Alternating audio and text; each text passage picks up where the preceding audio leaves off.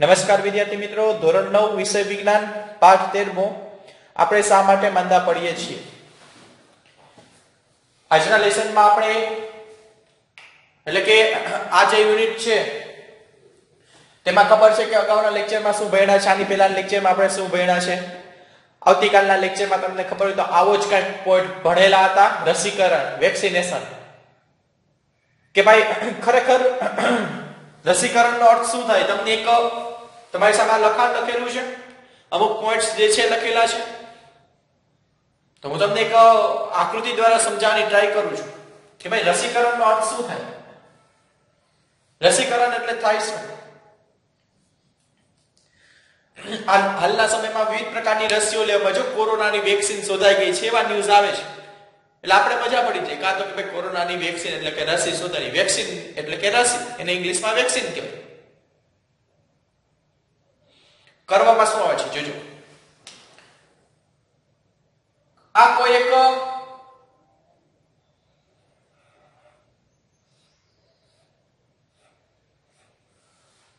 વ્યક્તિ છે,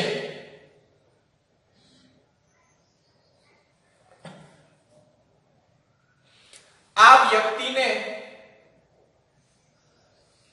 માની લ્યો કે તમને ખબર હોય તો ઓરી અછબડા થતા હોય ઘણાને, ની એક જ વાર થાય, પછી ધનુનું ઇન્જેક્શન આપે ઘણીવાર, ખબર હોય તો લોખંડ અથવા તો તમે કોઈ લોખંડની વસ્તુ હોય ને તમે માની લ્યો કે એના દ્વારા તમને ઘણી વખત આપણે ખબર હોય તો ઓચિંતાનો આપણે લોખંડ છે લાગી જાય તો એની સામે ધનુના ઇન્જેક્શન લેતા હોય, હડકવાના ઇન્જેક્શન લેતા હોય, તો એમાં થાય શું જોજો. આ એક વ્યક્તિ છે,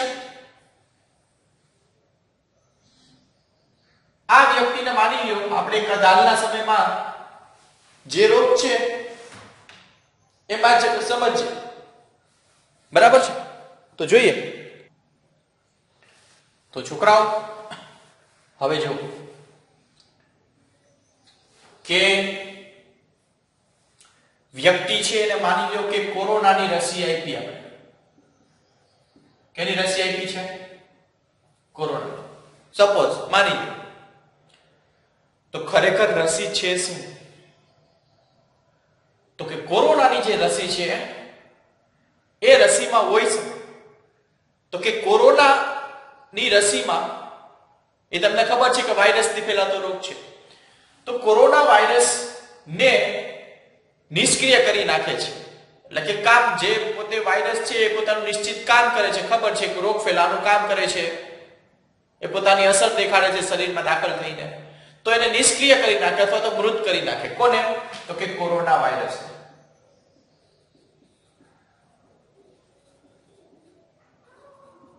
મૃત અથવા તો નિષ્ક્રિય. આ મૃત અથવા તો નિષ્ક્રિય જે વાયરસ છે ને એને આના શરીરમાં દાખલ કરવામાં આવે છે, આ વ્યક્તિના શરીરમાં દાખલ કરવામાં આવે છે. ક્યાં સ્વરૂપે? તો કે રસી સ્વરૂપે. જેવા આ એની અંદર જશે એવા આપણા શરીરમાં આવેલા હોય એન્ટીબોડી, એન્ટીજન, એવા શબ્દ આવશે આગળ. તો આ એન્ટીબોડીને જે બધા છે એ કરશે શું? તો કે આ કોરોના વાયરસને ડાયરેક્ટ શું કરશે? મારી નાખશે. એની સામે લડે છે, એની ઉપર હુમલો કરે છે અને એને મારી નાખે છે. એને ખબર નથી, આ એન્ટીબોડીને કે એને ખબર ના હોય કે આ જે કોરોના વાયરસ છે નિષ્ક્રિય છે કે મૃત છે. અને આનામાં એક પ્રકારનો ગુણધર્મ એવો હોય છોકરાઓ કે આ એન્ટીબોડી આ કોરોના વાયરસને કઈ રીતના માર્યો છે અને કઈ રીતના મૃત કર્યો છે અથવા તો કઈ રીતના એને નિષ્ક્રિય કર્યો છે એ યાદ રાખવાનો ગુણધર્મ આ ધરાવે છે. આને ખરેખર ખબર નથી કે ભાઈ આ જે આ શરીરમાં દાખલ થયો છે એ વાયરસ જે છે એ મૃત છે, એને ખબર ના હોય. એને તો માત્ર એનું કામ શું? તો કે શરીરમાં આવા વાયરસ કે બેક્ટેરિયા કે આવે છે તો એની ઉપર હુમલો કરવો, એને મારી નાખવું, એનું કામ. કોનું કામ? તમને ખબર છે, એ જો લખેલું જ છે. તો ખરેખર હવે જ્યારે આ તો આપણે રસી સ્વરૂપ આપ્યું, પણ હવે જ્યારે ને એક વસ્તુ સમજી લેજો કે આ કોરોના વાયરસ મૃત કે નિષ્ક્રિય વાયરસને શરીરમાં દાખલ કરે ત્યારે એ કોરોના શરીરમાં ફેલાવશે નહીં. શું કામ? તો કે નિષ્ક્રિય છે અથવા તો મૃત છે. તો એ જ રીતે થાય શું? કે હવે ખરેખર રીતે હવે જીવિત કોરોના વાયરસ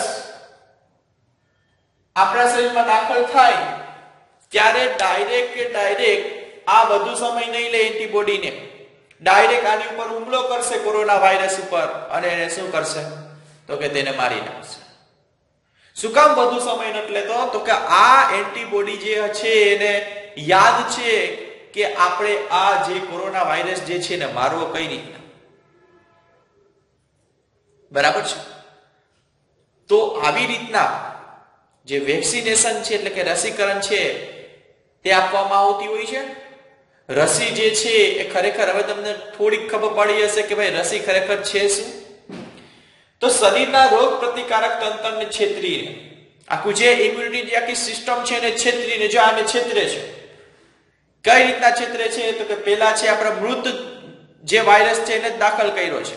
હવે એને આને છેતર્યું છે એનો અર્થ શું તો કે એન્ટીબોડીને કે ભાઈ આપણા શરીરનો જે રોગ પ્રતિકારક તંત્ર છે એને ખબર નથી કે આ જે કોરોના વાયરસ બહારથી આવ્યો છે ખરેખર મૃત છે. એનું તો કામ શું છે તો કે જેવો આવે છે એની ઉપર હુમલો કરે છે એનો નાશ કરે છે, એનું કામ. અને એને કઈ રીતના માર્યો એ યાદ રાખી લે. તો શરીરના રોગ પ્રતિકારક તંત્રને છેતરીને ચોક્કસ ચેપી સજીવો દાખલ કરવામાં આવે છે. જો આ રસીમાં ખરેખર હોય શું તો કે વાયરસ જ હોય, પણ એ વાયરસ કેવો હોય નિષ્ક્રિય અથવા મૃત. તેઓ વાસ્તવમાં રોગ કરતા નથી. હવે આ જે છે વેક્સિન રસી દ્વારા અપાયેલા જે રસી જે અપાયેલી છે એમાં ખરેખર નિષ્ક્રિય અથવા તો મૃત વાયરસ જ હોય છે. તો એ વાયરસ અંદર છે એને કોઈ નિશ્ચિત પ્રકારના કોઈ ચોક્કસ પ્રકારના રોગો નહીં કરે. શું કામ તો કે એ નિષ્ક્રિય છે અથવા તો એ મૃત છે, પણ ભવિષ્યમાં થનારા તેના જેવા જ રોગની સામે રક્ષણ આપે છે. જોયું કોરોનાની રસી માનો કે આપી છે તો ભવિષ્યમાં ખરેખર કોરોના થવાનું હોય તો એ હવે નહીં થાય. શું કામ તો કે આને ખબર છે એન્ટીબોડીને આપણા જે શરીરનું જે રોગ પ્રતિકારક તંત્ર છે એને ખબર છે કે આ કોરોના વાયરસને કઈ રીતના મારો, એની પર કઈ રીતના હુમલો કરો. આપણું આખું એક ઇમ્યુન સિસ્ટમ છે, રોગ પ્રતિકારક તંત્ર હોય. બરાબર છે? તો આ પોઈન્ટ. આજના સમયમાં ઘણી બધી રસી ઉપલબ્ધ છે. ઘણી બધી રસીઓ જે છે ને ઉપલબ્ધ છે હાલના સમયમાં, જેમ કે ધનુર, ડિપ્થેરિયા, ઉટાટિયો એટલે કે સૂકી ખાંસી, ઓરી, પોલિયો વગેરે. ઘણી બધી જો તમે પોલિયોની રસી લીધી હોય, ઓરીની રસી લીધી હોય, ઘણા લોકોએ ધનુરની હોય ના. તદ ઉપરાંત આ ઉપરાંત હજી પણ છે કે દાખલા તરીકે જો એ પોઈન્ટે લખવાનું રહેશે દરેક વિદ્યાર્થીએ કે કોઈ વ્યક્તિને હડકવા, બરાબર છે, કોઈ હડકાયું એવું કોઈ ડોગ કૂતરું છે એ કરડ્યું હોય તો આવી વ્યક્તિઓ જે છે ને હડકવાની રસી પણ લે છે. બરાબર છે? તો હડકવાની રસી તમે ઇન્જેક્શન મરાવા જાઓ છો જ્યારે કોઈ કૂતરું છે અથવા કરડે છે અથવા હડકવા છે, માની લો કોઈ પ્રાણી છે ને હડકવા થયો છે અને એ પ્રાણી દ્વારા તમને ખલેલ પહોંચી છે તો તમારે પણ આના જે છે રસી લેવી પડશે. એનું રીઝન શું છે? બાકી તો આપણે પણ થાય શું તો હડકવા, એમાં વ્યક્તિ મૃત્યુ પણ પામે છે. બરાબર? તો આ રસીકરણ નામનો પોઈન્ટ ખબર પડી. તો આટલામાં આ પોઈન્ટમાં આપણે આટલી વિશે માહિતી મેળવવાની છે દરેક વિદ્યાર્થી. તદુપરાંત નેક્સ્ટ પોઈન્ટ ભણશું, પણ એ પહેલા દરેક વિદ્યાર્થીઓ પહેલા લખી લ્યો.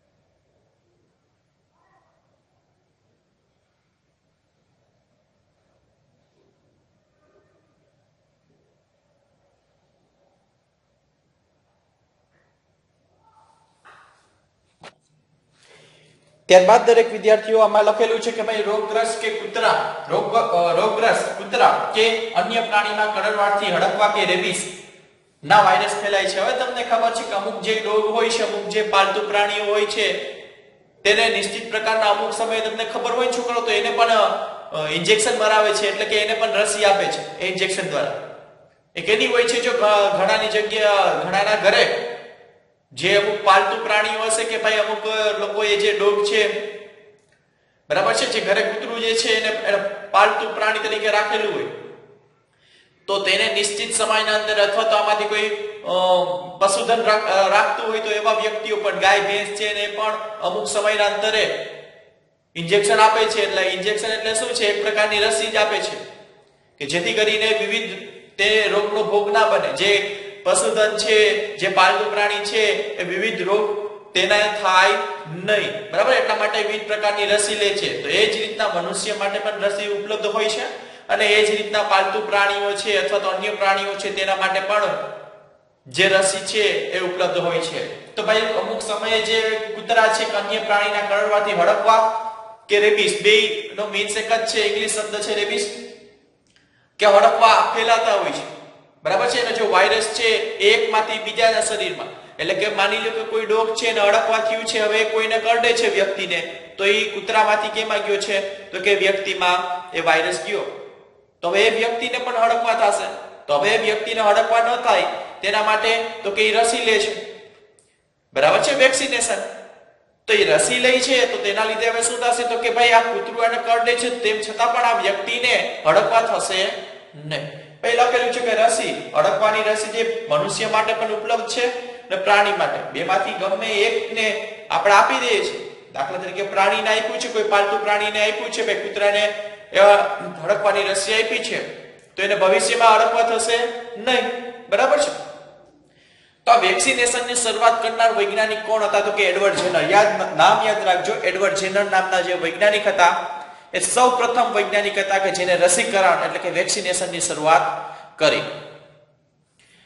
તે ગાયના શીતળાનો રોગ એમ લખેલું છે, જેમને શું? તો કે ગાયના શીતળાનો રોગ, બરાબર છે. જે ઘણી વખત આપણે શીતળા, આપણે હાલના સમયમાં તો ખબર હોય તો એ ધાર્મિક પરંપરા મુજબ આપણે જ્યારે શીતળા સાતમ આવે છે ત્યારે તમને ખબર હશે, તમારા જે ઘરે મમ્મી હશે એને ખબર હશે શું કરે છે, બરાબર છે. તો એ રોગ છે શીતળા રોગ.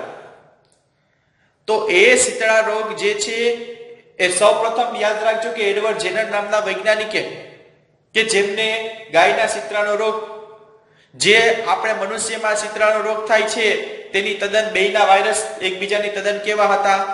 નજીક હતા. ને આની ડિટેલ વાઇઝ અભ્યાસ આના પછીના લેક્ચરમાં કરવાનો છે, પરંતુ એ યાદ રાખજો કે એડવર્ડ જેનર નામના વૈજ્ઞાનિકે શું? તો કે ભાઈ સૌપ્રથમ વેક્સિનેશનની શરૂઆત કરનાર જે હતા એડવર્ડ જેનર, બરાબર છે. તમારી સામે 3 પોઈન્ટ લખેલા છે, દરેક વિદ્યાર્થીઓ 3 પોઈન્ટ લખી લ્યો. આવતીકાલના લેક્ચરમાં આનાથી આપણે આગળ ભણશું, બરાબર છે, કે એ વસ્તુ એડવર્ડ જેનરે કર્યું શું, કઈ રીતના. આજના લેક્ચરમાં માત્ર આપણે આટલું ભણવાનું છે. તો દરેક વિદ્યાર્થીઓ લખી લ્યો પહેલા.